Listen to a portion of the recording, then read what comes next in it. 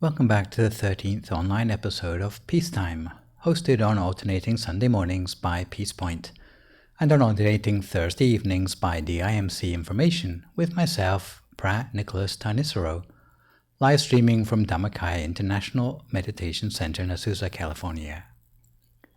Today's session will be about an hour and a quarter long and will consist of a 25-minute talk and 20 minutes of meditation, finishing up with 20 minutes of conclusion, answers to viewer questions submitted in advance, and news updates. Last time you saw me, we looked at mindfulness and the functioning of the meditational mind. The topic for the Dhamma talk today will be rust in the mind. Again, this session I would like to encourage you to send in any questions you have by emailing me at peacepointquestions@gmail.com that you can see on the slide so that I can have a shot at answering them next time round. Last session we talked about the building blocks of our human being, those 5 things which we have called our psychophysical constituents or aggregates. This session we will be extending our examination of the software of the mind to faults that reside therein, which we give the technical name defilements, referring to their tendency to dirty our mind, or taints, referring to their ability to color the mind, or afflictions, referring to the fact that we do not welcome them, or poisons because they destroy the health of the mind. Defilements in the mind are like ingrained bad habits. They are the things which cause us to act out negative emotions rather than use our common sense. They are the sort of thing that can cause a person to snap, with tragic consequences like the dramatic example of school shootings in the US, perpetrated sometimes by kids themselves. Although defilements are not always this destructive, the example helps you not to underestimate their power or overlook the possible harm of defilements left latent in the mind.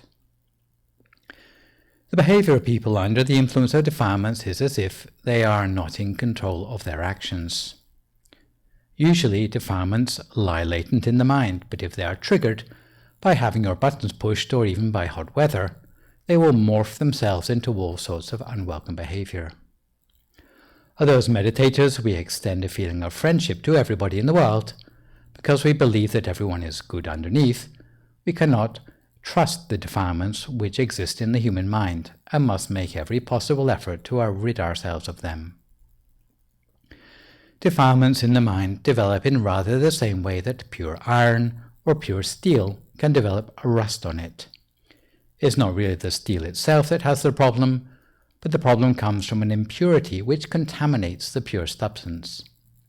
And by the way, it reduces the value or potential usefulness of its substrate material. So if you have a lump of pure steel with no rust on it, you can use it for many useful tasks. You can manufacture things or you can mold it into different products. However, once it goes rusty, the steel becomes almost worthless until you can remove the rust. With the mind, we tend to talk about the way defilements affect the mind in much the same way. Meditators understand that the mind, in its undefiled form, is very efficient. It is able to process a lot of information quickly. It is able to have a good sense of awareness and is able to withstand a lot of pressure. But if there are defilements or rust that manage to attach themselves to the mind, then instead of being able to work to its full potential, the mind is compromised and tends to work at only 2 or 3% capacity. So how can we recognize these defilements in ourselves? Is it possible at least to put a name to them? The diseases of the body are characterized by medical professionals into groups such as respiratory, cardiac, infectious, tropical, and so forth.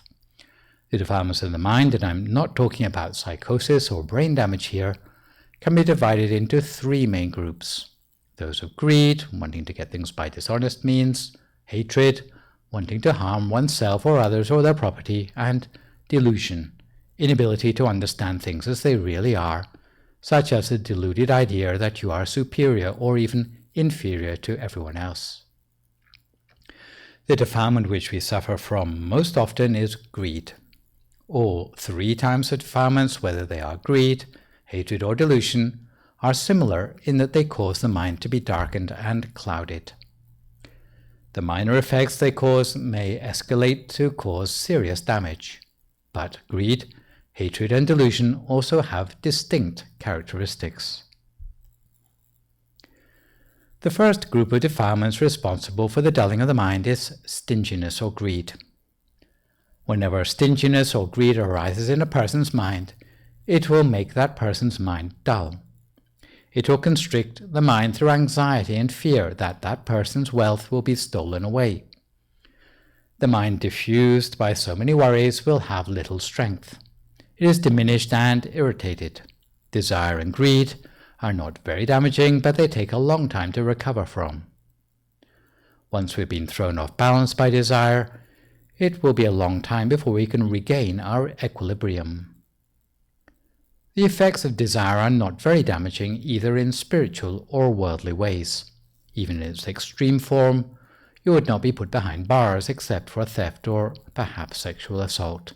However, the effects may be long-lasting because they haunt us a long time after the event. For example, heartache is so deep-rooted that it may stay with you for the rest of your life. Materialism also depends on feeding off this sort of defilement. A second sort of defilement is those involving taking advantage of others out of hatred or anger. Unlike the defilement of greed, hatred is very damaging because it doesn't take long to recover from. Under the sway of hatred, there is no end to the violence and cruelty one can do. One can even go as far as to kill one's own teachers or parents. The worldly punishment for violence is severe. You can be thrown in jail or even end up on death row. From the point of view of spiritual retribution, just one temper tantrum can do a lot of damage to your spiritual progress and even your credibility. If you look at all the wars in the world, you can see the damage that hatred can do to lives. The upside of anger is that it is usually short-lived. It is not like the defilements of desire where things like heartbreak can go on for years at a time. By contrast, if there is a situation of anger, often all that's needed is for someone to say sorry and the tension is gone. Therefore, if you've collected up vengeful situations in your past, be quick to go and settle the disputes by forgiveness, even if they're disputes with those who are your juniors. The third category of defilements is ignorance or delusion. Some people mistakenly think what you don't know can't harm you. Ignorance usually imprisons the mind in darkness and obscures its true potential. But if ignorance is banished from the mind, wisdom will arise in the mind as a brightness to dispel that darkness. Ignorance has the character of being very damaging, and it also takes a long time to recover from. This is the most frightening thing about ignorance. The worldly and spiritual retributions are both serious. If one does something without understanding, one will keep on making the same mistakes again and again, and we don't know that we don't know. By way of illustration, there is a story of a blind man who had to find his way home down a mountain track in the dark. A friend felt sorry for him, so gave him a candle lantern to light his way. "What use will the lamp be to me?" asked the blind man, "because I cannot see the light." "Take the lantern," said the friend. "It will protect you from others who might bump into you by mistake." The blind man walked a little way down the mountain path with the lantern. At first all went well, but before long he found more and more people bumping into him. "Can't you see my lantern?" demanded the man. "Why are you bumping into me like that?" Eventually, a compassionate man came close to him and explained, "Friend, don't protest like that. Didn't you know your candle lantern has blown out?" Ignorance is the same as blindness to the light of the lantern. We don't know what we don't know, and often we can't see the value of the efforts of others to help us either. The real tragedy of ignorance is the way it leaves important questions about the life and the universe unanswered. We have no idea where we have come from, when we will die, if we have somewhere to go after we die, and what the purpose of our life is. When we have no certainty about such questions, we live our life by guesswork. The guesswork leads inevitably to decision-making under the influence of defilements in the mind. Worse still, these three groups, greed, hatred and delusion, can be elaborated by being mixed and combined, like the three primary colors, to obtain the entire spectrum of defilements in between. Ignorance is said to be at the root of the defilements of greed and hatred too, because once we don't know when we will die or when our wealth will disappear, ignorance teaches us to hang on to our possessions and accumulate more and more. It will also influence you never to give anything away to anyone else, even when you have more than you can use. Let's say you're obsessed with getting an expensive car. The underlying reason you want the car is that you are deluded into thinking that owning a new car will bring you lasting happiness. Really, for most people who buy something they've been dreaming about for years, they will find that after a day or two, the novelty wears off, and it's just like anything else, especially if the car happens to break down or get scratched. Then your little bubble of pride will be well and truly burst. There are defilements in the category of greed all the way from the trivial to the serious. There's an escalation in severity on the spectrum of greed, from deviousness to attraction, from attraction to wanting in excess of your fair share, from wanting in excess of your fair share to wanting to obtain things by dishonest earnings, from wanting to obtain things by dishonest earnings to desiring things in a dishonest way, from desiring things in a dishonest way to open covetousness, and from open covetousness to infatuation. Under the influence of ignorance, if someone takes away something we love, we harbor anger or hatred for them, because we blame them for stealing our happiness. We even hate people for having something we don't have but want, which is how jealousy relates to hatred. Whenever we don't get as much as we want, however, the dismay niggles the mind, not yet anger, but a precursor. From dislike it turns to irritability, from irritability to undirected anger, from undirected anger to directed anger, and eventually from directed anger to vengefulness or spite. Again, coming directly from our ignorance about the nature of reality, there are certain defilements of the mind which hijack the little common sense we had, leading from ignorance to absent-mindedness, from absent-mindedness to conceit, from conceit to adherence to superstitions, from adherence to superstitions to doubt, from doubt to a false view of individuality, from false view of individuality to delusion, and from delusion to wrong view. Because ignorance contributes to greed, hatred, and delusion, it is considered to be the taproot of all the three categories of defilements. It is said that a healthy person may go through life without ever seeing the inside of a hospital. But there is no person who never suffered from some defilements in the mind. Does that sound scary? All of you are seriously sick, I'm afraid, and it's probably why you are listening to this live stream and thinking that meditation can do you some good. These defilements come in many shapes, sizes, and forms. So let's compare the potency of serious, medium, and subtle forms of defilements. A serious case of defilements might mean that something snaps and you go on the rampage with a shotgun when the weather gets too hot. But when the weather is normal, you might lead a normal, harmonious family life.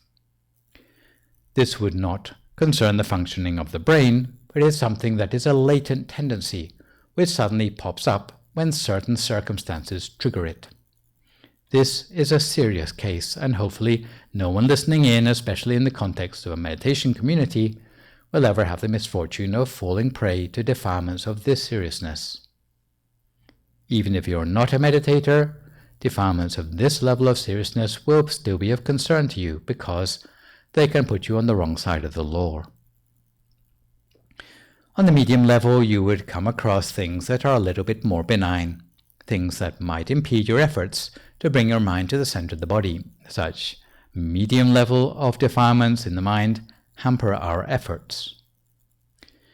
In the technical vocabulary of meditation, they are what would be known as hindrances, things such as sense desire, ill will, sleepiness, absent-mindedness, or doubt. These are also defilements of the mind, which mean that the mind does not work as well as it should, but they are not as serious as the shotgun example. If you're not a meditator, the chances are you would not care about this level of defilements. But if you do meditate, you need to pay attention to them because they will hinder progress in your meditation. And then we come to the more subtle of the defilements. These are minor defilements equivalent to the thin layer of dust which accumulates on your mirror at home, which if you don't bother polishing your mirror, you wouldn't even know was there in the first place. The equivalent level of defilement would be little niggling peccadillos like minor irritation, discontent, or perhaps not fully understanding yourself. As meditators, we are still concerned with this level of defilements, especially if we are trying to uproot all the imperfections in our personality, and in any case because of the threat that these defilements can proliferate and escalate into larger problems in our lives. So you cannot afford just to let them be, any more than you would leave an undetonated landmine lying buried. If you understand the potential damage they can cause, then you find you have to at least stop them from getting worse, and, if at all possible, to try to overcome them. As a meditator, you start to have the possibility not just to look at the symptoms, but actually to look at what causes the defilements in the first place. If you were to talk, let's say, about emotional intelligence, you would just be telling yourself, don't be so angry, and as a result, become more inhibited as a result of that.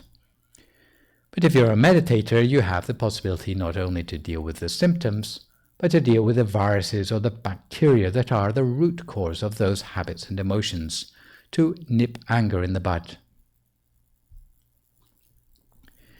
If you were to construct a chart of all the possible categories of rust you can have in your mind, then this might be the result. What is interesting for us in this picture is that greed, hatred, and delusion all originate from ignorance. That all of this takes place beneath the ground, as it is rooted in our subconscious, the part of ourselves that we normally can't see. But above the ground, the part that we can see are the weeds in our conscious mind, which are the symptoms of what lies deeper in the subconscious. So, for example, when greed overcomes the mind, as you can see in the green, it may manifest in serious defilements, the largest leaves, such as being greedy or stingy or openly covetous. The medium-sized leaves are things like being attached to meditation results, wanting to get more than your fair share, being devious, or wanting to get things by dishonest means. The small leaves would include deviousness, lust, unscrupulous earnings, or mere attraction.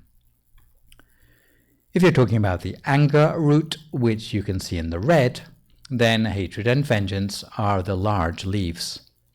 The medium size or the small leaves might be the little niggling things like irritation, spite, or envy, for as long as they are not expressed.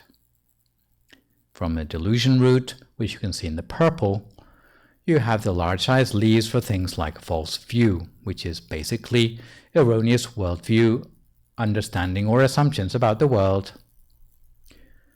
It is serious because if you misunderstand reality, there are a lot of things you can do which will upset other people. The smaller delusion leaves would include things like being obstinate or doubtful. The details of the leaves and their antidotes will be what we talk about over the course of the next few sessions. So, having looked at the definition, categories, and potency of defilements, we now turn to look at the stages of mental processing at which the defilements interfere with our mind.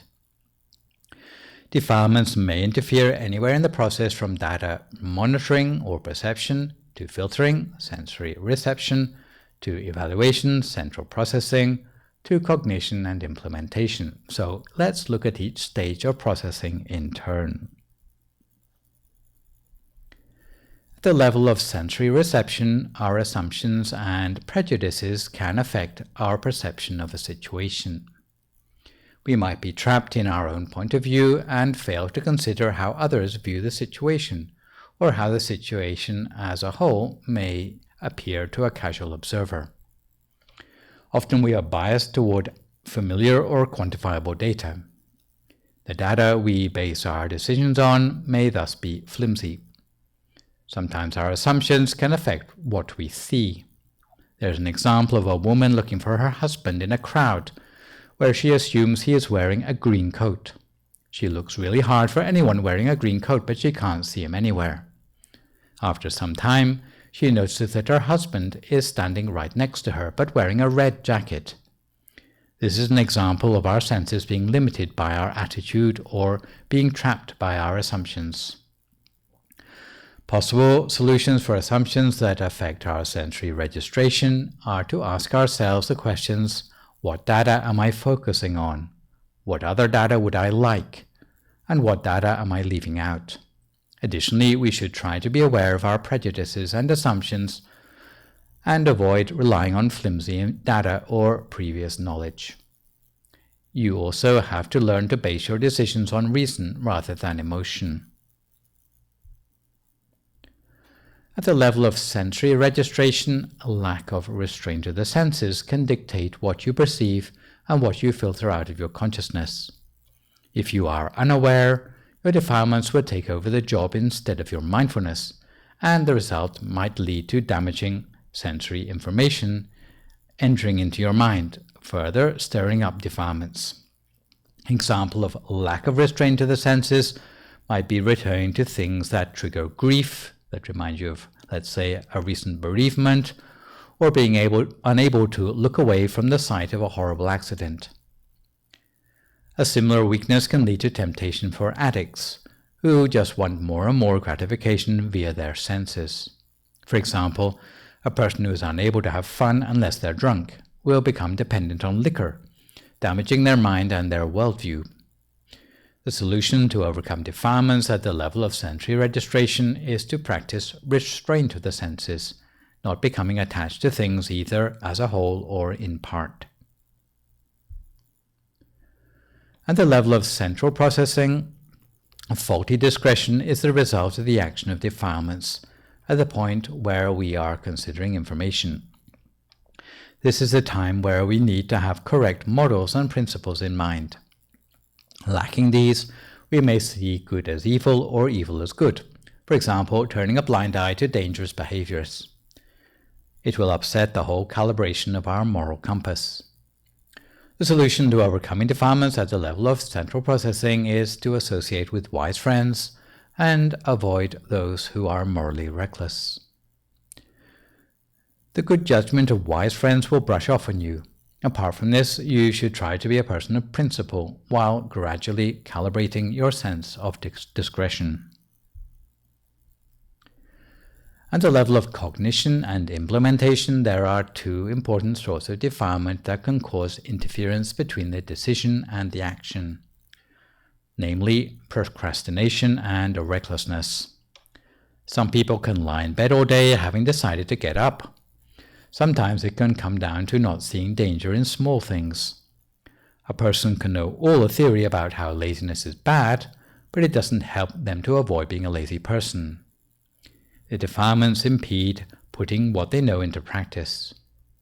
The solution to overcoming defilements at the level of cognition and implementation is to overcome procrastination by being quick to do things that require speed, being meticulous in things that require detail, and avoiding addiction to vices and roads to ruin. Even though many of these mental taints might be considered minor, no more than rust in the mind, we have to try to get rid of them because otherwise they will be damaging to us in the future. For most people, the mental taints are so subtle that they feel it doesn't really matter whether they're there or not. They are like tiny bacteria, which can cause much more serious diseases. Often, if we never had tried meditation, it would be difficult to appreciate the dangers of these taints. However, when we dedicate ourselves to mental training, we can start to see that these taints cannot be ignored. We cannot just let them lie because they will proliferate, and to this end, we now turn to set aside some time for meditation, as this is our most powerful antidote against the proliferation of defilements in the mind. So, at this time we settle ourselves for some meditation, and if you would like to find a comfortable sitting position for yourself now as you listen to my instructions.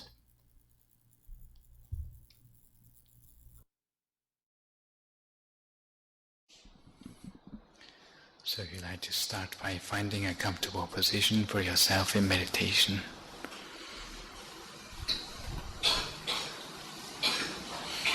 With your right leg on your left leg, your right hand on your left hand, with the index finger of your right hand touching against the thumb of your left hand, with your hands palm upwards on your lap. Find a position for yourself by which you feel alert and yet relaxed, not leaning too far forward nor too far back, not leaning to the right nor to the left. Find a position of poise for yourself. Make sure your breathing and your circulation are natural and unimpeded.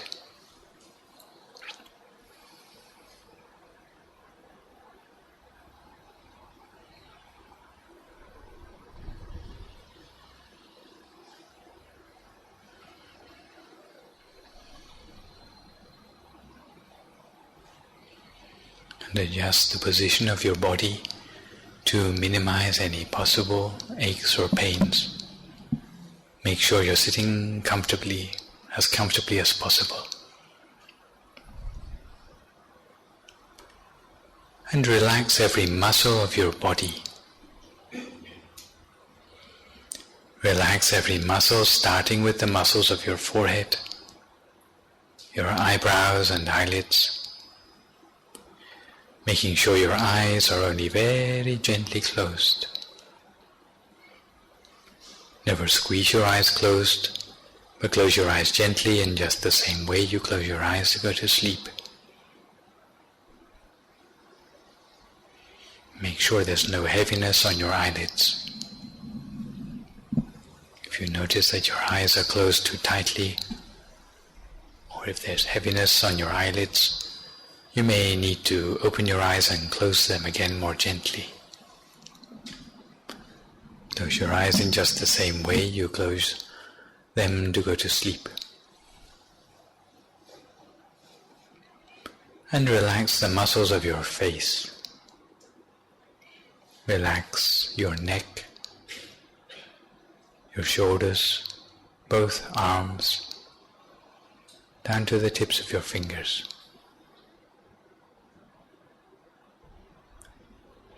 Relax your chest, trunk and abdomen, both of your legs, down to the tips of your toes.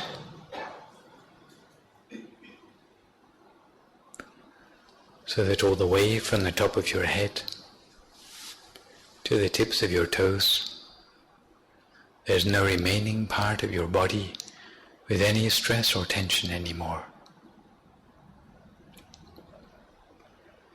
If you notice any tension remaining in your body, then do your best to relax it completely. Because if your body is completely relaxed, you have the feeling as if your body seems to melt away into the atmosphere around you. And you have no further worries about your body anymore.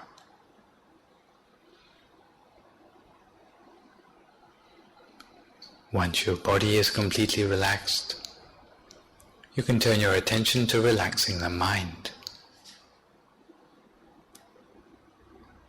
The easiest and most efficient way to relax the mind is to forget temporarily about every worry and concern in your everyday life. No matter whether it be thoughts of work, friends, family, studies, finances, or any other thing. Don't think about your future and don't think about your past. But keep your mind entirely in the present moment, making your mind light, radiant, spacious and refreshed, light like a feather, radiant like the morning sun, spacious like the ocean, and refreshed like a flower bud in the early morning dew. If you like, you may like to think of all the merits which you have done in your past, whether it be the merits of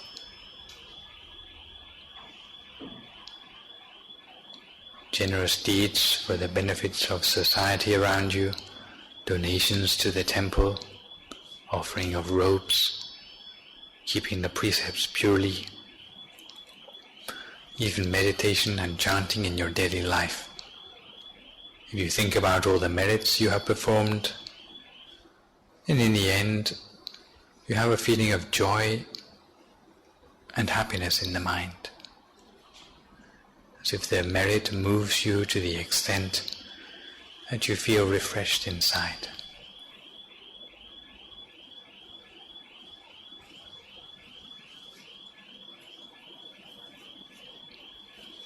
We cherish such a feeling of happiness in our mind for a few moments, as if all the happiness seems to come from the center of our body.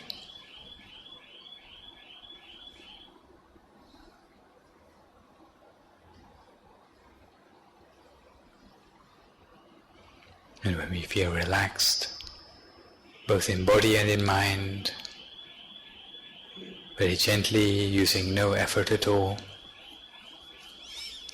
we allow our attention to settle and to center to a point in the middle of our stomach,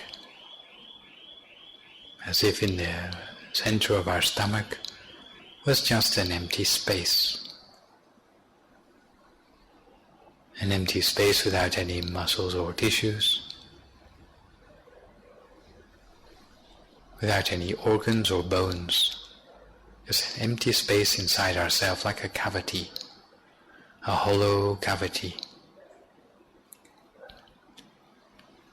And now very gently, without any effort at all, we imagine that the bright, shining sun, which we imagined a few moments ago, is shining from the center of our stomach.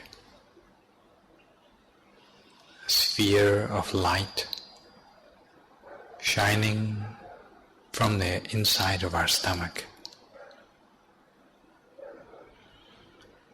We imagine the object with a light and gentle attention, as continuously as we can, for as long as we can, without letting the mind wander anywhere else.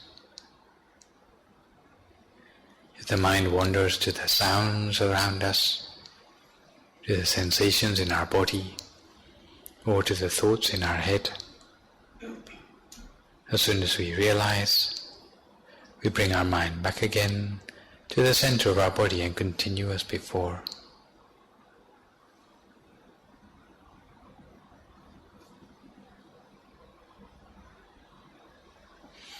Our mind may wander 100 times, 1,000 times, but we should pay no attention to the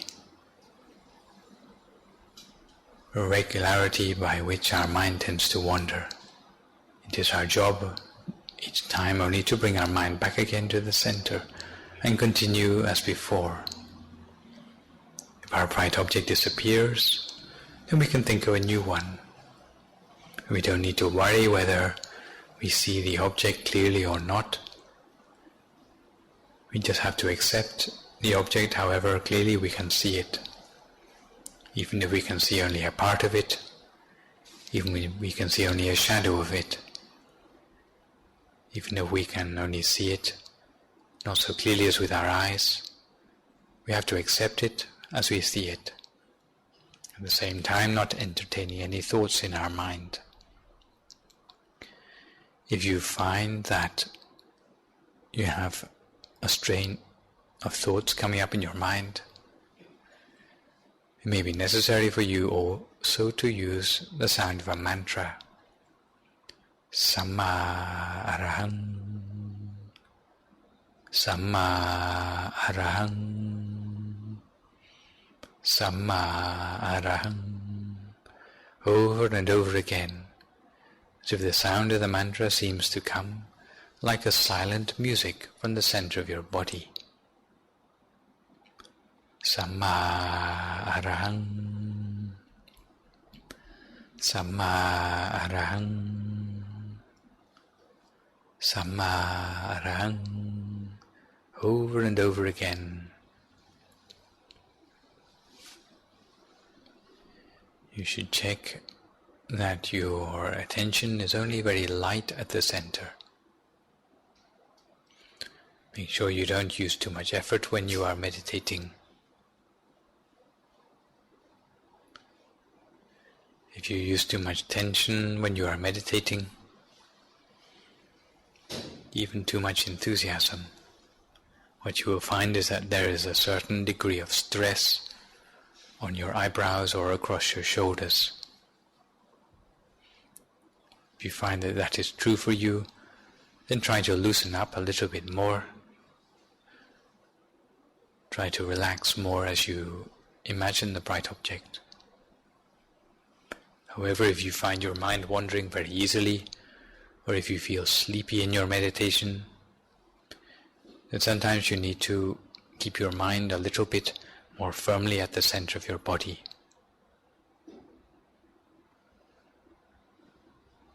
Always keep your mind with a bright object at your center, observing the bright object as continuously as you can, for as long as you can, without letting your mind wander anywhere else.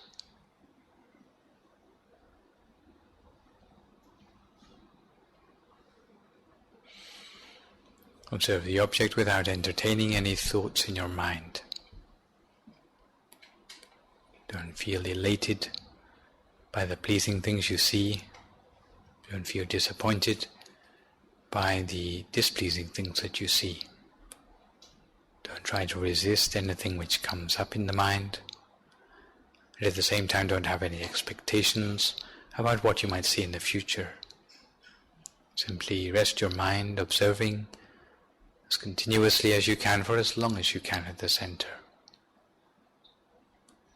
Keep your mind always at the center of what you see, the center of the bright sphere of light, or the center of the Buddha image inside yourself, if that's what you prefer.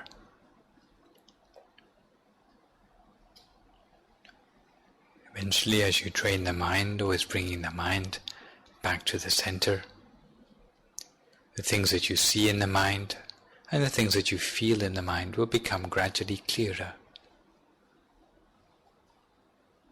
Almost like a person who holds a camera with a still hand will get much clearer pictures than a person who holds a camera with a shaking hand. In the same way, as our mind becomes more still and more firmly established at the center, then the images and feelings that we receive via the mind will become clearer to us. However, the thing which is rather strange is that the more firmly the mind becomes established at the center, the less will become the number of thoughts in the mind. The number of thoughts in the mind will become less and less, until eventually there are no remaining thoughts in the mind anymore, and the mind can come to a standstill at the center. A standstill means that the mind rests inside the body without any thinking anymore. Some people think that the mind is nothing without thinking. But if you reach this point in your meditation, you'll find out that in fact the mind without thought is much more powerful than the mind caught up in concepts. The mind that is free of all thoughts can start to draw upon consciousness at a deeper level. Consciousness which we call the gut feeling of the mind, consciousness which we call the inner wisdom of the mind. Once we switch on to these things, then it will be like a light within ourselves, which will start to unravel the mysteries of our life and the world around us. Because wherever there is light, then there is knowledge. Wherever there is knowledge, then no ignorance can creep in. All the other things, whether it's fear, greed, hatred, delusion, no longer have a place to hide themselves anymore. Because once we have understood the reality of the world through inner experience, then no one can persuade us to understand the world differently anymore, because we have seen the nature of the world for ourselves. So now for a few more moments in silence, each thorough meditation, cultivating the mind at the center, with your bright object and the sound of the mantra, for a few more moments in silence until we come to the appropriate time.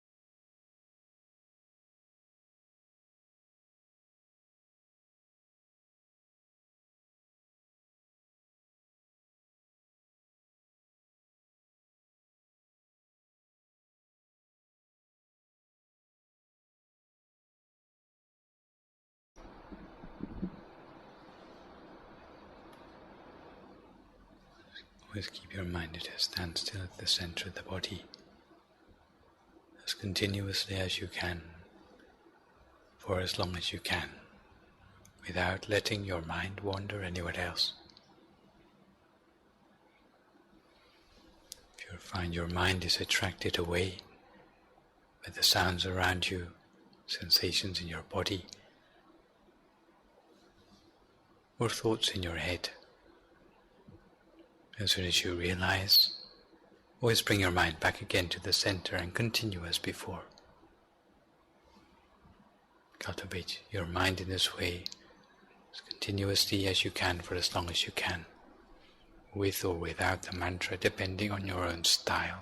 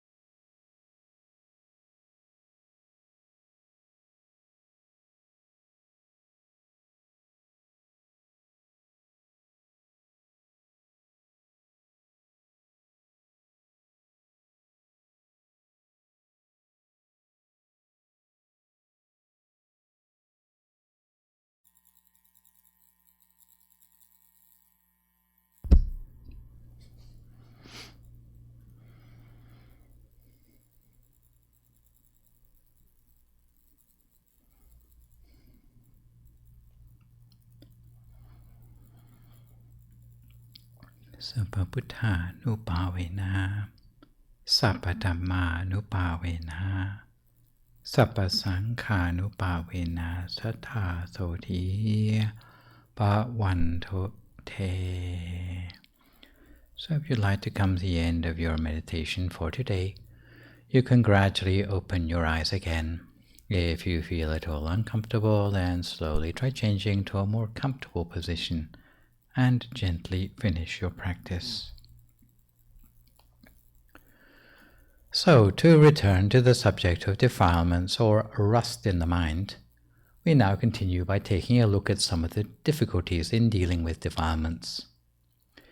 In medical science, they use all sorts of technologies to study the infections in the body.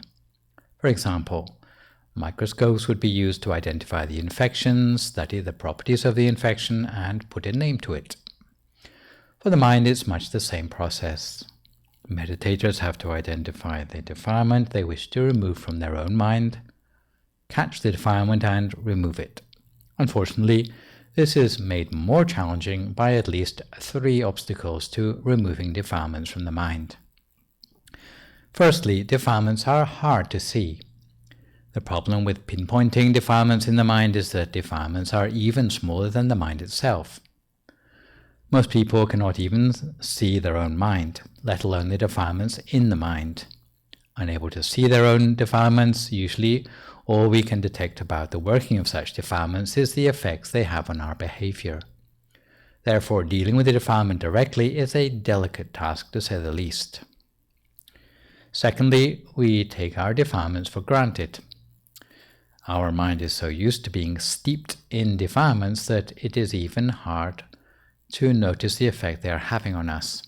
We feel that they are like a legitimate part of our personality. It is like a person with athlete's foot who half enjoys having an itch to scratch. Or it's like a disfigured beggar who relies on the disfigurement to procure donations. In the same way, we are used to the defilements in our own minds. If anyone does something to annoy us, we feel justified to express our anger in order to teach them a lesson. We skip the niceties out of fear that next time round they will not think twice before annoying us again. We may even go as far as to be proud of our defilements. If we manage to rip someone off instead of feeling guilty, we plan to take them for even more the next time round. We are as used to our defilements as a fish is used to water. If anyone attempts to take a fish out of water, it will struggle with all its might to get back into the water again. In the same way, people are so used to defilements, they will go to great lengths to hang on to them. Try taking the bottle away from an alcoholic. They will tell you, "You can't do that. That bottle is my life." We are all the same to a greater or lesser extent. When the alarm goes off in the morning, how many people hit snooze, turn over, and go back to sleep? How many times have you found yourself turning on the TV, even though you know there's nothing on that you want to see? Thirdly, the way to remove defilements is hard to fathom. Some people know the defilements exist in the mind, and they know that the mind takes defilements for granted, but they don't have any idea how to overcome those defilements. They know they are lazy, but they don't have any idea what to do about it. They know they shouldn't hit on their neighbor's wife, but they cannot get over their obsession. They have no idea how to overcome the temptation. All they can think is, why does it have to happen to me? Although defilements may be small, abstract, and hidden away in the deepest recesses of our minds, they cannot fail to have dire effects on our everyday lives. To give a practical example, defilements can show up in the workplace, especially for those who take decisions in an unjust way. Sometimes management loses their employees' trust because they let the defilements of bias interfere with their decisions. There are 4 reasons why decisions can be biased as a result of defilements: because of favoritism, because of hatred, because of ignorance, and because of fear. We often find the first 2 in the workplace.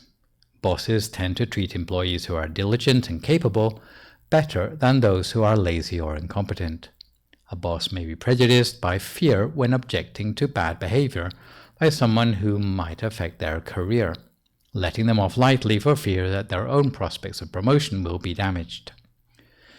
Prejudice under the influence of ignorance comes when a boss acts upon hearsay instead of hearing both sides of a story. To overcome such prejudice, as a better boss, they would have to become more conscious of the way in which their feelings and emotions affect the way they decide things. It's difficult enough to make a success out of the tasks we do alone when under the influence of defilements in our mind. But when we come to work with others, because the defilements of no two people are the same, there will be many more potential conflicts of interest to contend with as a result. Thus, although the possibilities of achievement are less when working alone, it often seems easier than working as part of a team. We definitely need more patience to work as a team because we have to train ourselves to see a situation from many points of view instead of simply reacting to it selfishly. A good example of aggravation in the workplace caused by defilements comes when a boss has a delicate task of giving feedback when employees are learning a new task. If the boss is not aware of the way in which their own defilements interact with the point of view of the trainee, they might appear excessively fussy or patronizing. In the same way, when we first start a new job, our boss or trainer needs to take good care of us, gradually teaching us more about our work until we can rely on our own experience. However, as time goes on, what do we feel like if we are already competent and our boss is continually micromanaging our work, like they were on our first day? Usually we would feel irritated. At first we may feel respect for the boss, but after a while, if they are still patronizing, our respect for them would deteriorate. There's a good parable for this in the staking out of sapling trees. A sapling is weak and easily blown down by the first gust of wind. Thus, when it's young, it must be secured to a stake until it takes firm root for itself. At this stage, the stake is a necessity. When the tree is more fully grown, being fixed to a stake may no longer be as necessary because probably the tree can support itself in the face of strong winds. And when the tree is full grown, the stake will definitely be redundant. If we are the boss, before offering advice, we should first consider whether it is going to be necessary or redundant in the light of the employee's level of knowledge and capability. In the case of the sapling or a full-grown tree, it's not so hard to tell. But what about a tree which is halfway grown to maturity? It is in this area that the employees and the boss will see things differently. Employees think the advice is redundant, but the boss thinks it's necessary. In such a case, the boss should tell the employee what they want achieved, but not how to achieve it, and leave the employees to make their own mistakes. This is what is called a learning culture in the workplace. Two conditions for this to work are that the boss will need to stay on the sidelines in case something goes wrong, and the task allocated should not be the sort of work which will have catastrophic consequences if it fails, because in the end it's the boss who will have to take the blame. Employees who see advice as redundant are usually overconfident. However, when the wind blows and the branches are bent, leaves are torn away and the branches break. In the end, they will start to see the obstacles for themselves and start to feel ill at ease. They will begin to realize that the boss's advice was not quite so redundant, but necessary to the success of the task. At this point, the boss should come back and help. The boss shouldn't kick them when they're down, but use this opportunity to show their compassion by treating the problem as nothing special. In the end, the gap between the original difference in view between the employees and the boss will diminish. Thus, any boss who wants to command respect must avoid unnecessary interference. As we've already mentioned, defilements are basically the residue of bad habits. As shown in the diagram, defilements originate from unskillful life choices, which worsen the quality of the mind, leaving a residue of defilements in the mind. Having more defilements in the mind will feed back into worse life choices in the future. By the opposite token, skillful life choices will lead to better quality of mind, leading to a reduction of the defilements in the mind, and eventually feeding back into even better life choices. Even speaking statistically, the more we've done something in the past, the more likely we will be to repeat it in the future. If all our actions in the past are good and virtuous things, then that will be our good luck. However, for most of us there are bad habits too. The more we give in to bad habits, the greater the chance we will relapse further. If we try to resist bad habits, we may feel it takes a lot of effort. Although we may not see the source of such resistance at its root, we can know that what we're up against are the defilements.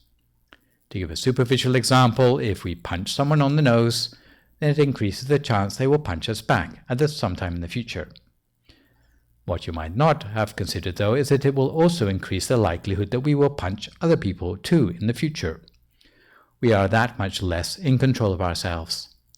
The defilements are the little voice which persuaded us to punch them in the first place, even though it may be contrary to our better judgment. Defilements encourage negative intentions to arise in the minds. They block positive intentions from arising. If we are off our guard, they will turn the negative intentions into negative comments that escape from our mouths as words. The retribution becomes that much worse because our speech is then open to public scrutiny. If we are still off our guard, negative words may go further to become negative actions such as hitting others. The methods for overcoming defilements at various levels will be part of the subject matter of future sessions. However, for today we simply need to remind ourselves that as meditators we have two important duties concerning the defilements of the mind. Firstly, to protect ourselves from collecting additional defilements, and secondly, to find ways to remove the defilements that already exist in the mind. If, however, we resist the action of defilements by resisting their persuasion, or by filling our mind only with positive thoughts, or by stopping the proliferation of negative intentions before they get as far as negative words or actions, it will serve to burn up those defilements, and the next time round it will loosen the hold those defilements have over us. In conclusion, before we may have thought of emotions as being just a part of our personality, laughing or crying a lot. But from a meditator's perspective, emotions are a much broader spectrum than that. Not just happy, sad, but a lot of shades of emotion in between, and even different dimensions entirely that can be traced back to rust in the mind of various categories. As meditators, we need to be able to classify them and deal with them at the roots, so that we can examine ourselves for the presence of these forms of rust in our own minds and know where to draw the line, while knowing about the ways in which meditation can help us overcome these. So, now we come to the part of the live stream where we try to answer some of the questions sent in by viewers. My question today is another one from Kathleen of Glendora. Here comes the question. How can we prepare our minds to be mindful in our sleep? More specifically, how can we prepare our minds to create good merit in our dreams? Hi Kathleen, thank you for your question. Last time, just before the meditation session, I did mention that illness, dying, dreams, and meditating are times when the mind truly comes into its own. But generally, mindfulness is something you need to train yourself in during your waking hours, because this is a time when you are fully in control of your mind and when your intentionality can interact directly with the law of karma to create karmic outcomes which are positive for our future. The time when we are asleep is not a time of high priority for our spiritual training. Nonetheless, seeing as you ask, there is some advice which you can apply to your sleeping hours.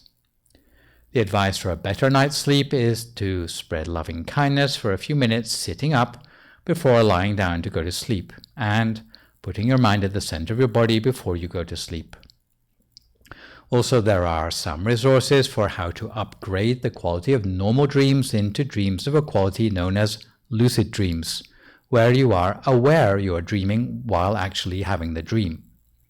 Apparently, you can upgrade the quality of your dreams to lucid dreams by the practice of dream-induced lucid dreams, DILD for short. You can Google that, where you develop the ability to do cool things to take back control of your dreams, such as forcing yourself in your dream to look away from something and then look back again. Similarly, you might consider keeping a dream diary. Anyway, the main point from me is, instead of worrying about your dreams, you can always more usefully focus your efforts on developing mindfulness while you are awake, and what comes through in dreams, or by extension when you are sick or dying, should just be regarded as a bonus. So let me finish up with a couple of news updates, one about the upcoming Katina ceremony at the temple, and the other my usual PSA about the availability of meditation teaching in English. This year, the abbot at DIMC has set the price of Katina funds at the especially low amount of $100 to make it accessible to all, irrespective of their income or lack of it, in these unpredictable times.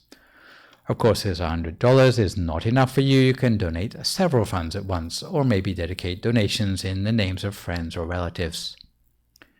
The Katina funds this year will be put towards the building of the 72nd anniversary meditation building, which I understand is close to obtaining planning permission, even as we speak. The leader of this year's Katina at DIMC Azusa is Kun Amara Banjongsiri, and she has recently recorded a video where she encouraged all our viewers to share with her in offering the Katina merits, in order to set an example to Buddhists and philanthropists the world over in these times of COVID pandemic, because as a community we have never let obstacles get in the way of our cultivation of good deeds and perfections. It's said that any good deeds we manage to cultivate in the face of great adversity are always going to make for stronger karmic impressions in our mind than good deeds cultivated under normal circumstances. The COVID pandemic hopefully doesn't come around too often, so if you can see this crisis as an opportunity to add special meaning to the good deeds we normally do, the Katina ceremony coming up in Azusa on October the 18th is a very special opportunity that will magnify and multiply our merits. And it is a proving ground to see how resolute we are in our practice of generosity. So try to have a part in the upcoming Katina ceremony, even if it's just to donate a single $100 Katina fund and to help to make a wish on the basis of the merit that the pandemic will be overcome soon. I should warn everyone in advance, since the 100-person public gathering rule for the state of California will probably still be in place on October the 18th. It will probably only be selected participants who can attend the ceremony in person on the day. So don't get your hopes up for the usual mass gathering. Apart from Katina, the temple continues to be reliant on its weekly COVID Silver Lining Fund for food, medicine, and utilities to keep the temple community going. Convenient ways to make a donation, whether it's Katina or the COVID Silver Lining Fund donation, are by mailing checks to the temple address or by making a bank transfer. Online transfers can be made by Venmo or Zelle.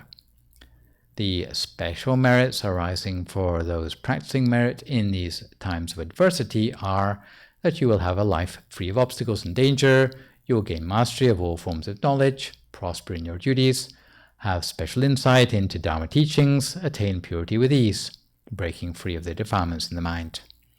You will gain wealth on the worldly, spiritual, and transcendental levels, allowing you to pursue perfections with ease all the way to the attainment of the utmost Dharma. On this occasion, the whole temple would like to rejoice in the merits on this occasion. Meditation is particularly valuable in this COVID era to help us cope with the dysphoria of the new normal. In this respect, here at the temple, although there are still no face-to-face teaching sessions for the interim, you can access Dhamma teachings in English at the YouTube channel called Peace Point Meditation, or the Facebook page of Peace Point Meditation, either live on Thursday evenings and Sunday mornings, or on demand after the event. Peace breaks are broadcast every evening between 7 and 8 p.m. from Friday to Wednesday. For the benefit of families listening in, there is also a special show for children in English called Shining Stars that goes out between 7:30 and 8 p.m. every Monday evening with bedtime stories and a meditation short enough to keep the attention of younger listeners. Outside of the live streams and on-demand programming, there's also the MindGem app, which you can download for free, allowing you to listen to meditation and Dharma talks in English on your cell phone, even when you are offline. Also, I should add that in Azusa, because the level of airborne particulate matter remains high due to the smoky fallout of the Bobcat wildfire, the receiving of offerings in the temple front garden each day between 9:30 to 11 a.m. has, for everyone's health, been downsized to a monk coming down to the temple gate by request to receive offerings until the air quality gets back to healthy levels. If you would like to brave the smoke to make an offering, it's probably best to phone in advance, and the phone number would be the same numbers you saw on the Katina slide for Crystal and for Jenny. So this session we have looked at the topic of rust in the mind. For my next session online with you, which will, fingers crossed, be a week on Sunday morning and a week on Thursday evening, we'll be moving on to look at the subject of the defilements of greed and contentment as its antidote. For good measure, I would like to remind viewers, even better than posting thank you or great talk or sadhu in the broadcast comments, you can email your questions about meditation or what you've heard in the lecture to the address peacepoint.questions@gmail.com, as you can see spelled out in the slide. And I'll do my best to answer these on my next session. In the meantime, try to stay healthy, avoid recklessness or complacency in the face of the virus, maintain a positive mood, speak only positive words, forgive others, extend good wishes to others, and meditate daily. Try to keep up with the working of defilements in your mind and develop freedom from defilements in the ways I have suggested. So for today, this is me, Phra Nicholas Thanissaro, signing off for this session. So long, folks, and stay safe.